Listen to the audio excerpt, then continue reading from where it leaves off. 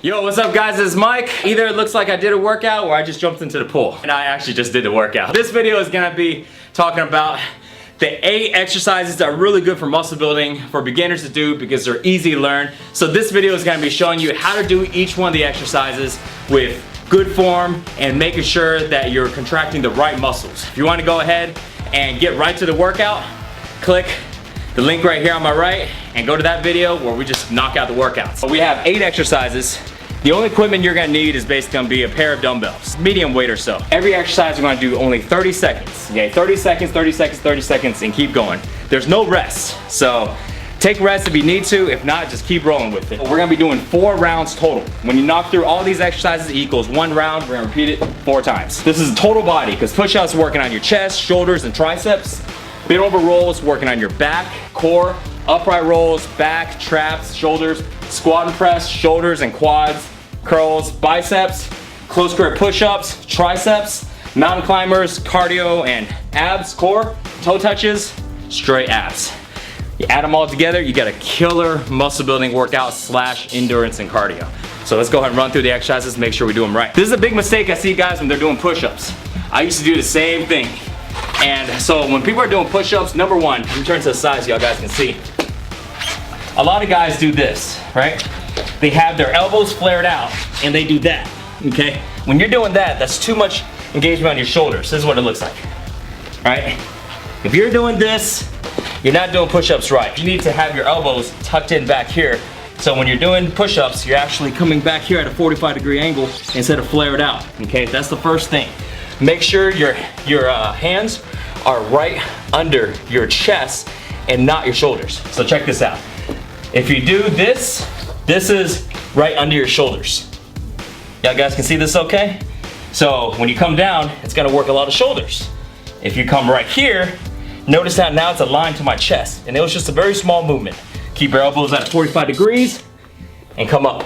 Make sure that your body is flat like a board, okay? So no slouching your back like this, and no popping your butt up like this. Next thing, bent over rolls. The key thing on a bent over roll, I'm gonna turn to the side again, is making sure you don't round your back. So you don't wanna do this, right? This is wrong because it's gonna hurt your back. You wanna keep your butt out, look either forward or slightly down, so now your back is straight. And your knees should not be propped out like this. Your knees should be back behind your toes, right? So knees behind the toes, butt back, back is straight at about a 45-degree angle, give or take. From here, nothing else should move. You should have very, very small movements in everything besides your arms. Just like this. See? So it's not a lot of rocking, things like that. And you don't want to hunch your back at all. So you want to make sure you squeeze your back. Imagine like somebody is pulling your elbows back. This is the way your back should look. It's hard to tell, but pull your elbows back so you're squeezing your back. If not, you're doing this. Next exercise is upright rolls. Grab a pair of dumbbells or barbell. You can put it together or have it slightly separate. Your key thing here is, again, to pretend like somebody is pulling your elbows to the ceiling. Pulling elbows up. Elbows up. See? Elbows up. Because if you don't, what you're gonna do is you're gonna end up doing this. It's almost like doing a curl. Somebody's gonna do this. You see? Versus elbows up. If you use your elbows up, it's gonna work your back, your shoulders, traps. Okay? Versus, let me do the wrong form so you can see a difference in my back. See? So, very important to make sure you're doing the right form so you can work the right muscles. So, next exercise is squat and press. You can do it 2 ways. Your feet should be about shoulder width. You can either hold the dumbbells right here, have it slightly touching your shoulders, or you can have it flared out this way. Either way is fine, doesn't really matter. I like to do it right here in the front. The reason why is because when I squat down, I like to touch my elbows to my knees. So this way it gives me a good gauge of how low to go before I come back up. So I come down, touch, up, touch, up. So this way, as you get fatigued, You may not want to go as low, but if you don't feel that touch, you know, it means you didn't go low enough. Either way, if you're more comfortable with it this way, you can still do the same thing. Key thing on here, make sure that when you're squatting, keep pressure on your heels, keep your butt back, and your knees should not go too much past your toes. See this right here? You don't want to be on the ball of your feet when you're squatting down. You got to keep the pressure on your heel, butt back. So this way, what it does, it works on your quads, your glutes, versus pressure on your toes, knees. A lot of guys are squatting and they say, hey, I can't squat, I can't do lunges because my knees hurt. Well, that's because the pressure is in the wrong place on the bottom of your foot. So it's working the wrong part of your body. The next one is curls. Keep your elbows to the side. Just curl up and down. Don't tuck your elbows in, elbows back, because you're not gonna get a range of motion. It's gonna look like this, okay? Another thing on curls is making sure, if you look at my wrist, make sure your wrist is not curled in like this, okay? Because I was using too much forearms. Keep your wrist straight or even slightly back a little bit, okay? So this way, it takes the pressure off your forearms and right into your biceps. Next one is close grip push-ups. Number one, making sure your elbows are flared 45 degrees back and not to the sides. So you wanna make sure the grip, well, your hand placement, the closer your hands are to each other, the more triceps you work. But also the more pressure on your elbows, right? So if I was gonna do, you know, let's say 6 inches, which is usually where I go at, it definitely works your triceps, but it doesn't apply as much pressure on your elbows. The moment you go all the way close to where sometimes they call this a diamond push-up, right?